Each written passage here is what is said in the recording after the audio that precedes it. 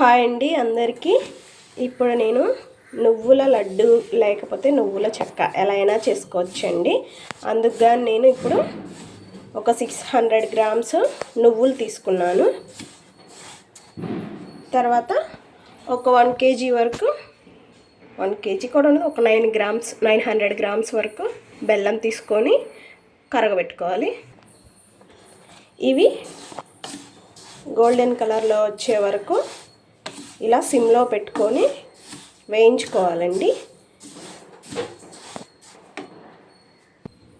ఈలోపు బెల్లాన్ని కూడా కరిగించుకుందాం. ఒక హాఫ్ గ్లాస్ వరకు ఇందులో వాటర్ పోసేసి కరిగించుకొని డస్ట్ పార్టికల్స్ ఏమైనా ఉంటే తీసేసుకోవాలి.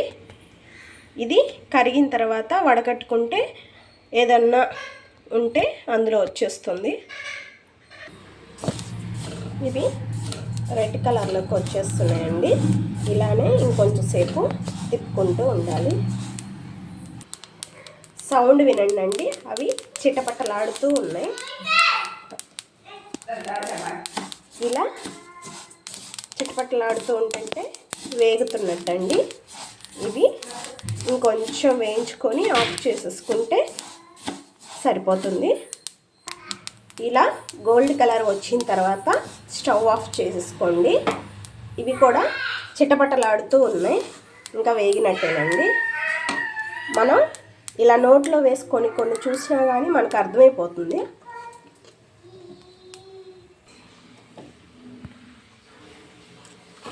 ఇది బెల్లం కరుగుతుందండి. మొత్తం కరిగించుకొని వడకట్టుకోవాలి. వడకట్టుకున్నాక ఇలా వేస్ట్ అంతా తీసేసుకోండి.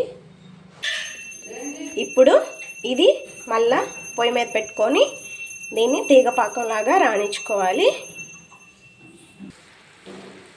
ఇలా కలుపుతూ ఉండాలి. తీగపాకం వస్తే చాలండి. మనకి పాకం వచ్చేసిందండి. ఇలా అనగానే తీగలాగా సాగుతుంది. ఇంకా ఇప్పుడు ఇందులో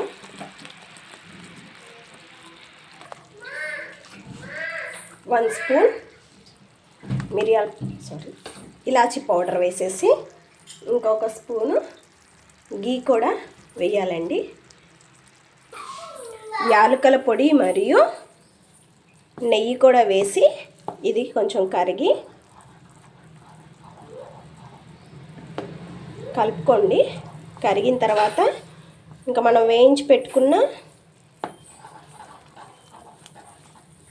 నువ్వులు వేసి తిప్పుకుందాము.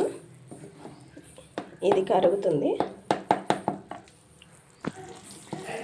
కరిగిన దానిలో ఇప్పుడు ఈ నువ్వులన్నీ వేసేసి కలుపుకోవాలి.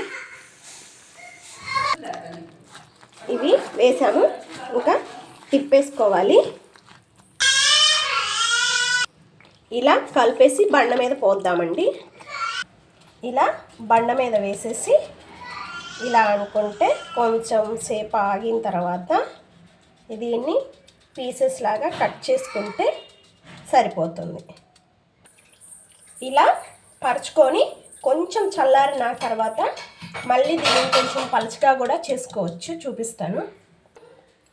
ఇలా దీనికి నెయ్యి రాసి దీంతో ఇలా అంటే ఇంకొంచెం పలుచగా కూడా వస్తుంది.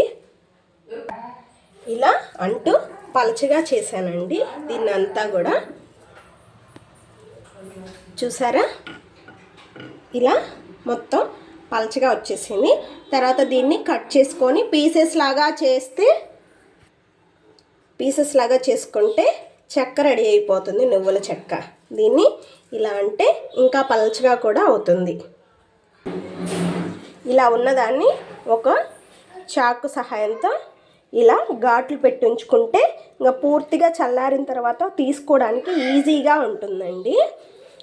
అందుకని నేను ఇప్పుడు ముందుగానే ఇలా ఘాట్లు పెట్టేసుకొని ఉంటాను. మీకు ఏ షేప్లో కావాలంటే ఆ షేప్లో కూడా మనం పెట్టుకోవచ్చు.